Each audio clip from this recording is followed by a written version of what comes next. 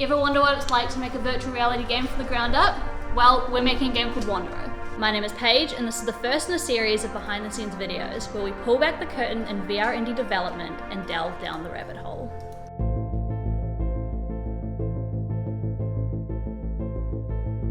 So, what is Wandero? I wish things would just work. Oh boy.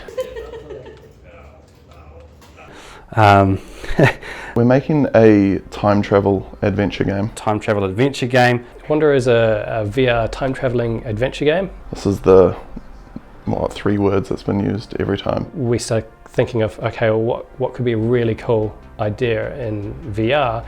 And history kept popping up, like, wouldn't it be cool to relive really iconic moments in history? And then once we pitched it in and we got the go ahead to make this, we really sat down after that point and thought, okay, now we get to build this for real.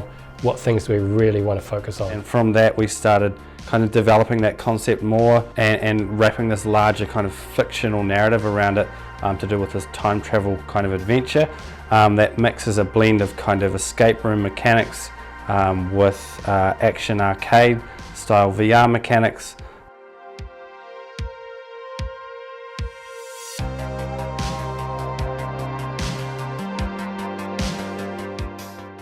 You find yourself in a kind of future timeline set in 2061. I guess the world has essentially collapsed. Yeah, it's a different world to what we know today. It kind of sets things in motion where the character Asher encounters someone he's travelling with. From there you start to learn a little bit more about this world, who's left in this world, and what your purpose kind of is. You're trying to find your grandfather's apartment, and from there you're uncovering a set of clues and devices that he's left for you. So you basically inherit this Pandora's box, if you like, of secrets and mystery to do with time travel and uncovering your bigger purpose, which is to start really realigning and readjusting a series of events from history that cause the future we find ourselves in at the start of the game, really, I guess. It's been really interesting taking a snippet of history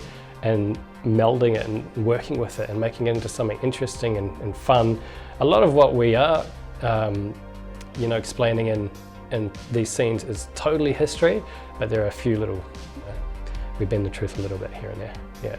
It's hard just to start wrapping your head around what it means to actually, from the perspective of a player or a character or etc., to actually experience time shifts and have this overarching kind of story that a player, when you start involving relativity, it's really mind-bending. You really have to sit back every now and then and go, okay, how does this actually fit together again? VR is sort of a new and emerging platform technology, so it's easy enough to kind of get away with having a small studio. So this is 2 different companies coming together to make this game. So one of them is M Theory and one of them is Odd Boy. Because it's a collaborative effort, we're coming together as Wandero, the team. So we're a small studio based in Auckland, New Zealand. Our core kind of studio team is about 15 to 18 people, and it's a real mix of different skill sets and talents, from programmers to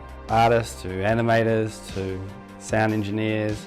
There's a full mix to working with writers and voice artists. Making a game takes a lot of different talent and a lot of different people.